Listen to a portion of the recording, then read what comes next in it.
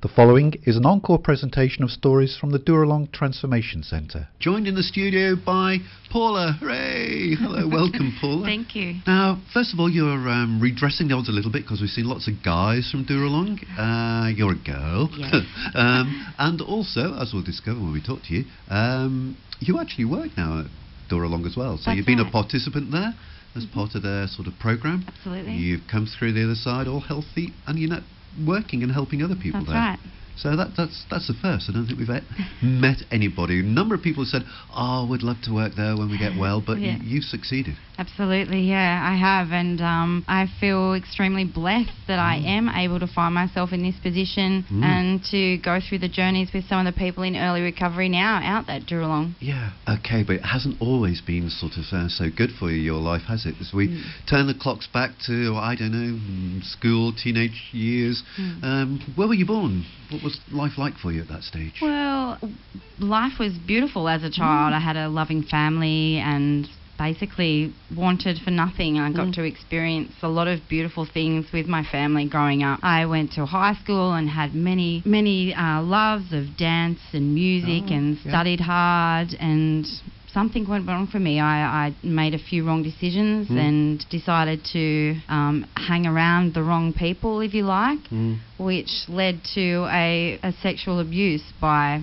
more than one person. Right. And I think looking back, and whilst I was getting well, that was the catalyst for me. That was the trigger. Absolutely. That was the trigger, and that was the catalyst for me giving up on life, so to speak, and allowing the darkness to take control. So after the sexual abuse, you started to start to would you call it self-medicate? Absolutely. I was self-medicating. I'd given up. The devil may care, so to speak, and I did self-medicate. I used alcohol and marijuana, which soon led to amphetamines, and that became my drug of choice, and continued living my life in risky situations because I was medicated on those substances. And what age are we now? Okay, well, I'm probably at about 21 now. And how's this affecting your relationship with your family? Because you said you had a good relationship, a sort of idyllic childhood to some extent. Yes, that's right. At this stage, I ran away from my family. It became obvious to me in my addiction that I couldn't be around my family because I'd chosen to live my life in a way which they weren't going to support. So at this time I moved from my family, and things progressively and quickly got worse for me. So you alienated yourself from your family and that's right. went off on your own. Yeah.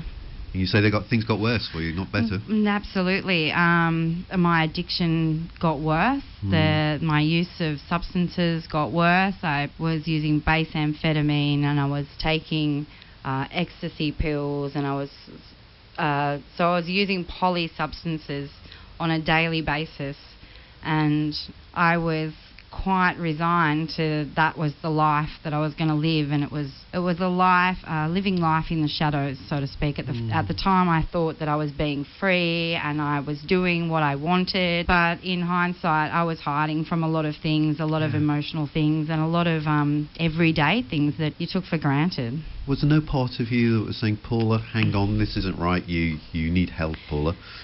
Absolutely. There are certainly times when you can sit and contemplate, and you know that this isn't right, but you have no way of really trying to pull yourself out of it.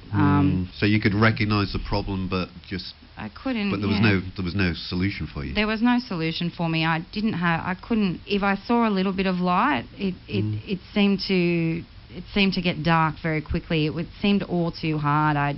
Everything was completely unmanageable for me. I was moving from place to place and running from paying bills and not being able to work and bad people, and it was So all your time and energy is sort of wound up in just supporting your drug habit. You don't have the time or the energy to get well. That's right. That's right. And it seems crazy now to think, but at the time, it's a chemical addiction. You're caught up in that, and it's very, very hard to get out of that without the help and support, like you mentioned. Yeah. And so you're living this life. Are you working? Are you able to hold down a job? Sporadically, very sporadically. I spent all of that time receiving government benefits and sporadically working, doing cash jobs. But anything that I started would never last very long because my addiction was very unmanageable. And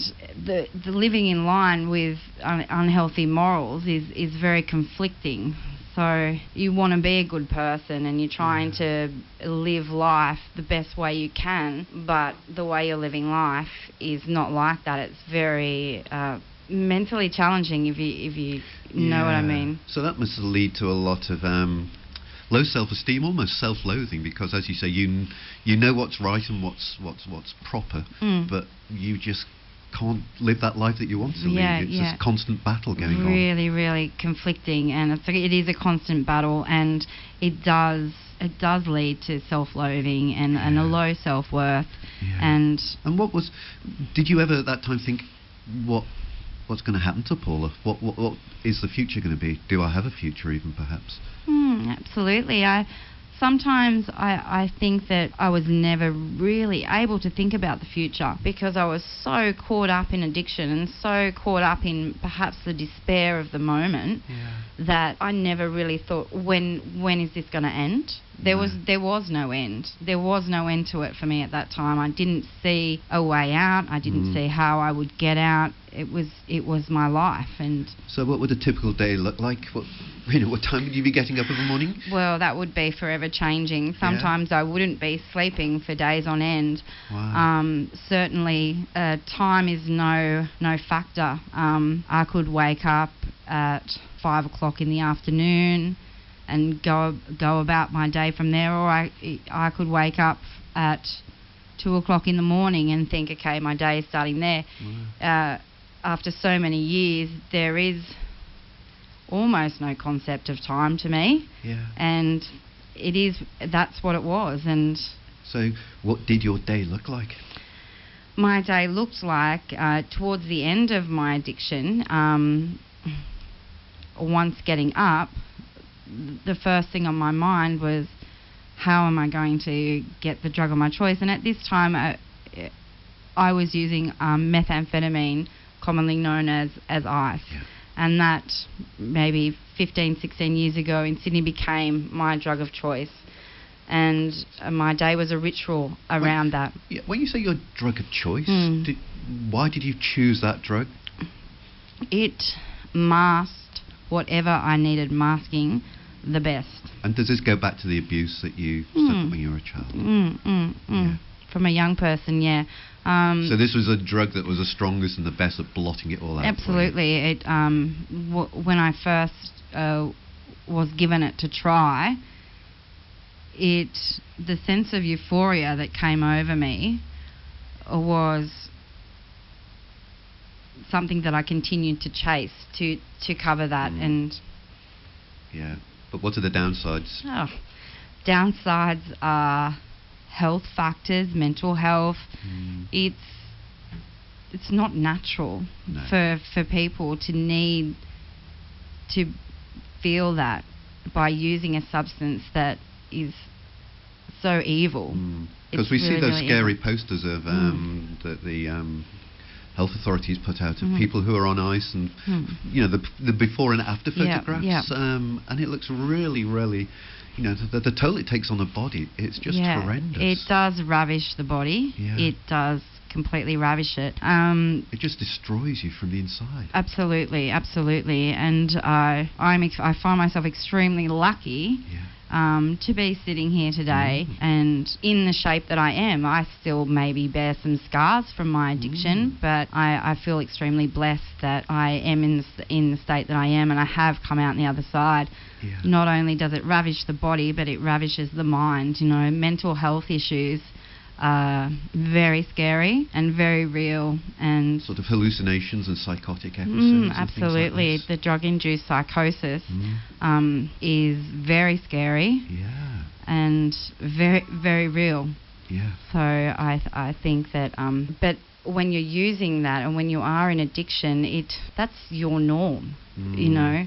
And so to sit here now and say that was a mental health issue and that was drug-induced psychosis, looking back at that time, those thoughts were very real to me. Of course. Yeah. Yeah. Your reality Absolutely. was the hallucination or whatever it might have been. Yeah. And we're talking to Paula this morning. We're having a mature adult conversation, and if any of the issues that we talk about are worrying you or concerning you, or you'd like to just chat around them, don't forget our friends at Lifeline are always there 24/7. Just give them a ring on 13 11 14. 13 11 14.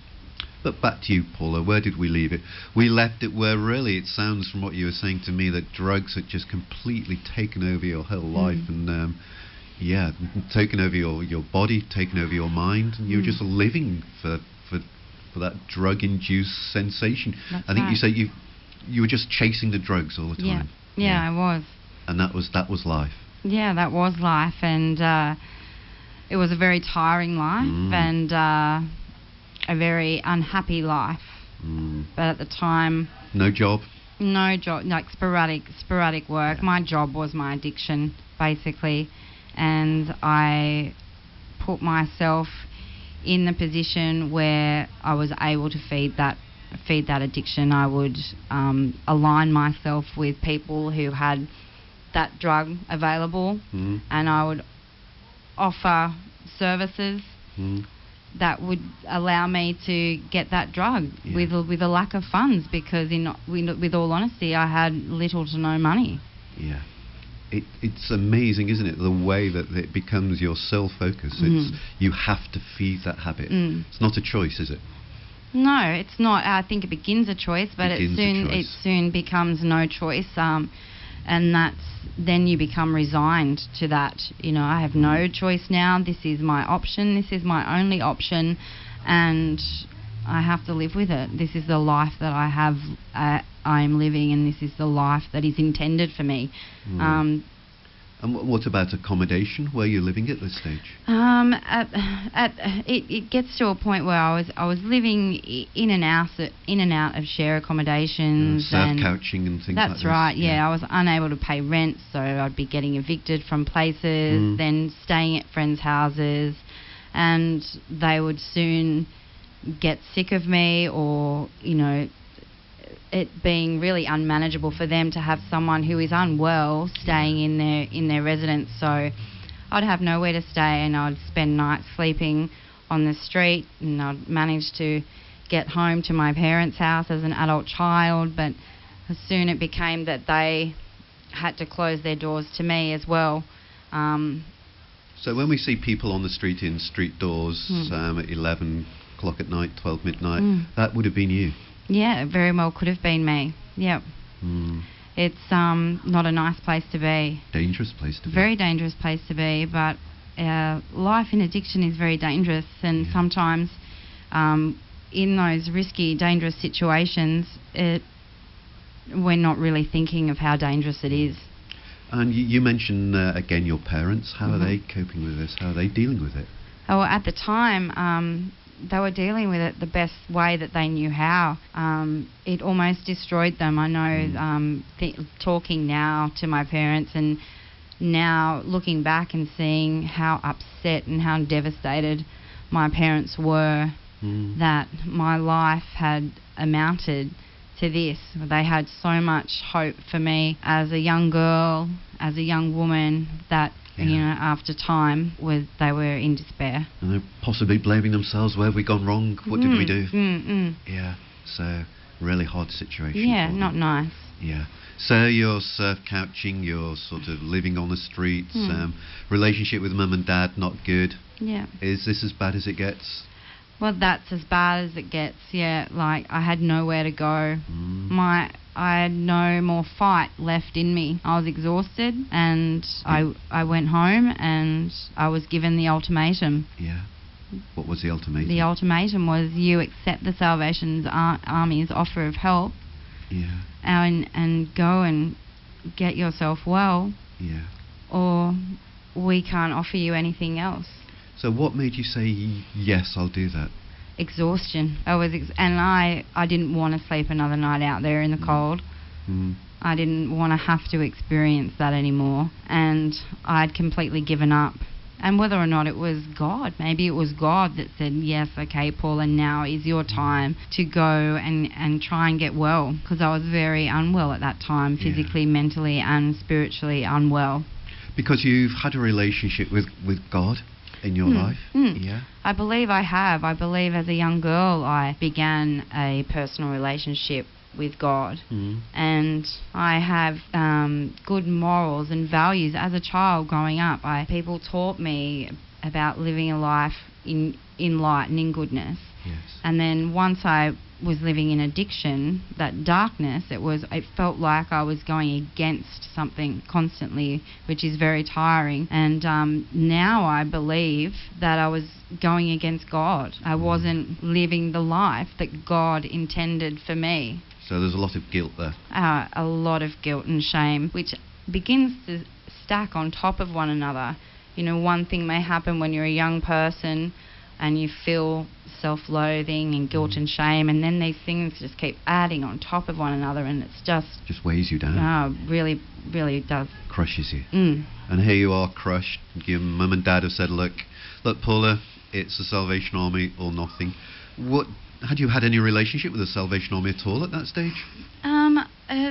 Growing up, my family on my mother's side are quite heavily involved in the Salvation Army, so they're not strangers to me. I value what the Salvation Army offers, and I will always value what the Salvation Army offers. I think it's amazing, you know.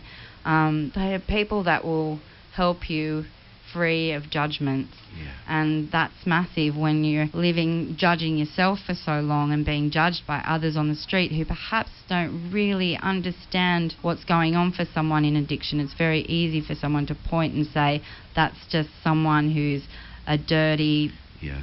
They're a drug addict. They should, clean themselves up. They don't deserve anything, they should just get better. Yeah. So I had a relationship with the Salvation Army, but my relationship with the Salvation Army was basically only just beginning. Right. So you say yes to this ultimatum. So what happens next for you? I was placed on a train. Yeah. The following morning, and told to get off at Central, down in Sydney. Yeah. And I was given a choice. I go to the Central Coast to Selah, which was the female rehabilitation centre they had at Berkeley Vale, or I wait for a bed and a little while for a bed in Sydney in William Booth. Yeah. And I got on that train and I got off at Tuggerah Station at 1 o'clock that day. Yeah. With my handbag and nothing else. And that was the beginning of a new life, really, Absolutely, wasn't it? yeah. So you went to Selah, and how did that go for you? Well, it was a new experience. It was an eye-opener, and I think probably for the first couple of months I was basically just putting one foot in front of the other and going with the flow. Like, I was getting rest, I was getting fed. I was speaking to people who weren't judging me for the path that I'd led, and I was able to express myself in therapeutic group environments and identify with other people who'd been through similar journeys. Yeah, and Selah, does it still exist? Or what I'm trying to ask is this before Dooralong existed? That's right. So Selah was the female versus Miracle Haven was the male, and they merged and became Dooralong Transformation Centre. Yeah, but similar programs. Absolutely, they still do the bridge program. And Selah, the building does exist now and is used now for transitional housing for the women who are graduating from Dooralong. If they choose, if they're eligible, they can stay there as aftercare, and it's also the youth college for the Salvation Army. So how long were you on the bridge program at Selah? About 10 months. Yeah. A long time. Yeah. Hard work? Yes, it is hard work, and I won't say it continues to be hard work, but it's still continues to be work for me. I think what we learn in the Bridge program, in that sort of 10-month time frame, are things that we can continue to work on for the rest of our life. So you wouldn't say you're cured? Is it a sort of you have to sort of continue to work on yourself day by day? Yeah, that's right. I'm cured to an extent. Yeah. I'm a much healthier person in mind, body and spirit now than what I was 4.5 years ago. But life is still challenging for everyone, whether or not you come from addiction or whether or not you don't come from addiction. Life can still be very challenging. And I thank the Salvation Army for helping me learn the tools that I can put in practice to live life. Yeah. What about your growth spiritually during that time you were at Selah? I remember the very first in-house chapel service that I attended at Selah. And I dropped to my knees in just, I suppose, handing that over, and then accepting it, and I am somewhere safe, and God is real, and God is with me, and God cares about where I've been and where I'm going. That I'm not alone. You feel so alone when we're in addiction, but that was the beginning of the journey. To know that he was on that journey with you. Yeah, absolutely. Yeah. That means that's a lot. That means a lot. So it was still going to be hard work, but there was somebody at your side who was sort of supporting you. Yeah, absolutely. That's terrific. Paula's still with us in the studio. We've talked about her battle with drug addiction and her time at Selah, which was the forerunner of Dooralong.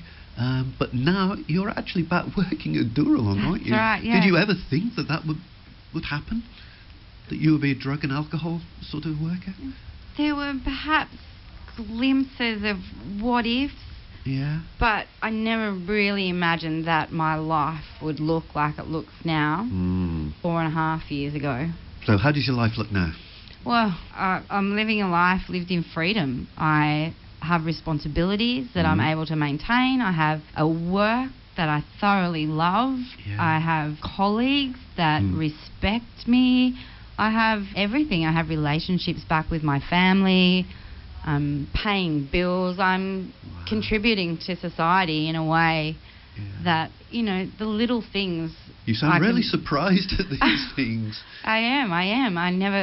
I had no responsibility in addiction. I was unable to pay a bill, pay a fine. There were lengthy, debts and people chasing you, and I just thought, that doesn't matter. I don't need to pay that. I run away from it. But just the little things, being able to get a registration slip for my vehicle in the mail and deal with that are the things that I really think, well, that is a gift of recovery, really, because I am living life manageably. It's small things, but little things make me proud. Yeah.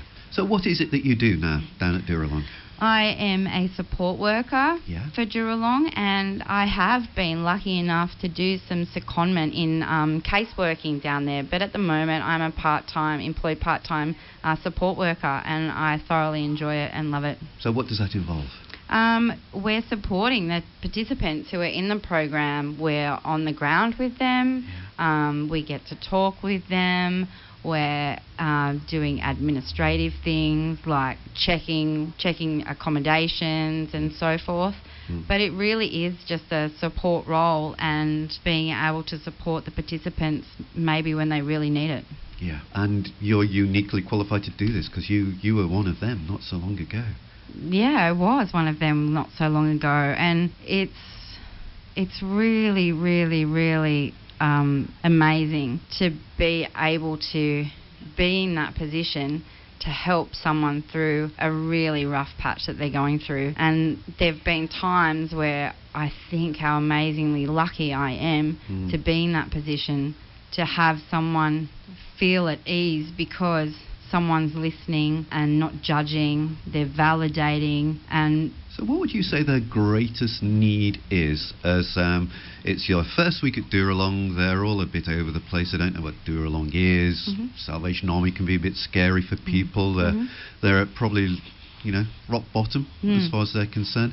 What do they need most during that first week? They need support and encouragement. Support and encouragement. Yeah, absolutely. And they just need to know that in a couple of weeks' time they're going to feel more at home in that environment, that staff are there 24 hours to support them and talk to them if they need, that they're safe. Yeah. 100% safe. And they're not going to be judged. No way. And No they're not going to judgment. be stereotyped. No. Not going to be blamed. No. They're going to be treated as a fellow human being of equal worth. Well, that's what they are. Exactly right. That's exactly what they are. And I think when people are able to see that they are worth exactly the same, they're able to grow from there. Yeah. Well, look, it's amazing work that you do, you and all the staff down at Dooralong. We say that a lot, but it remains so, that we're all in awe of the wonderful work that you do and the way in which you can literally transform lives with the help of God. We mustn't leave Him out of it. No. I should perhaps ask before we leave, how are you in your journey with God now? Fantastic. Fantastic. I love the fact that I'm able to help other people perhaps open up to beginning a journey with God. Yeah. It can be very confronting for new participants coming into a program that is a Christian-based program. Yes. Part of that program is attending a chapel service. Which could be the first they've ever been to in their lives. Absolutely. Yeah. And to have a conversation, a very candid conversation with someone about go in there, open up, see what happens. And then physically and visually being able to see them open up and accept God into their lives is amazing, and I'm forever thankful that I'm able to witness and be a part of things like that. And we're thankful that you have been faithful to His calling upon your life, and that you are doing that work down at Dooralong. And looking at you now, Paula, you're a really healthy young woman. You've got bright eyes. You've always got a smile on your face as well. And it's just terrific that your life has been transformed and turned around in this way. And so, God's blessing on you and all the work that you do down there at Dooralong. Thank you. It's been a privilege to talk to you. Thank you very much. You've been listening to an encore presentation of the Dooralong stories, which can be heard live every Wednesday at 10 a.m. and repeated at 8 p.m. Sunday and 1 a.m. Wednesday, right here on 94.9 rema.cc.